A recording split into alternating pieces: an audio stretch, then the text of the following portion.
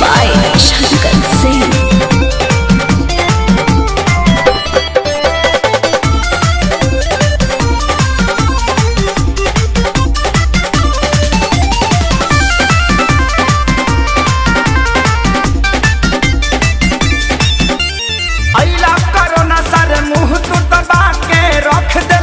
बना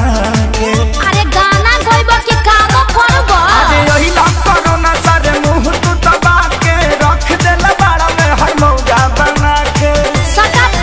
दादा लॉकडाउन खुली अब कब जी अरे कब जी अरे कब जी अरे कबो ना जी हमर मौगी खेलत बिया पबजी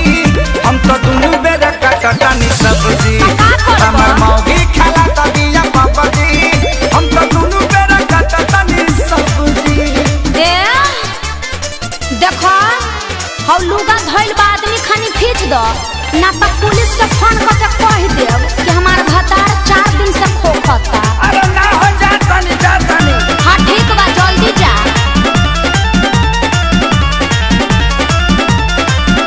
घरवा में सूती उता करतिया सहो फूकी फूकी चूल्हा हमारा निकलता कैसे हो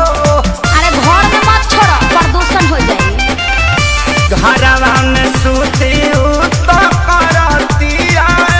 सहो फूकी फूकी चूल्हा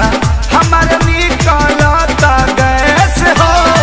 झाड़ू लगाई फिर पोछा लगाई अपन दर्द के तना ले बता तो बैठ के हुड़बा कौन दिन तू देखला ए रब जी अरे रब जी अरे रब जी हमर मौगी खेलत बिया पबजी हम तो दुनु बेरा काटटानी सब्जी हमर मौगी खेलत बिया पबजी हम तो दुनु बेरा काटटानी सब्जी आ सुनो आलू बैंगन काट के मिक्स सब्जी भी बना दी हो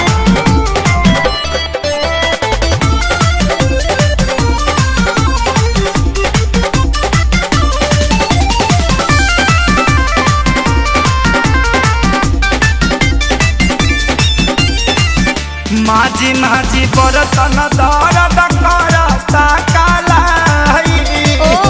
अब से करोना सरऊ लेला तू विदाई सार साहू मत करो चुपचाप काम करो ई जाए वाला नहीं थे माझी माझी बरतन दर्द करता कालाई अच्छा अब से करोना सरऊ लेला तू विदाई रहे खेसारी के हीरो में बड़ा नाम हो सोनू सुधा को साथे भइले गुलाम हो सफे रोवे घर में बैठी डभ जी अरे डभ जी अरे डभ जी अल्ले में ला बच्चा हमर मौगी खेलत बिया पबजी हम तो दुनु बेरा कटटानी सब्जी हमर मौगी खेलत बिया पबजी हम तो दुनु बेरा कटटानी सब्जी चुप रह जानू रिवाइटल खा के काम करत रह।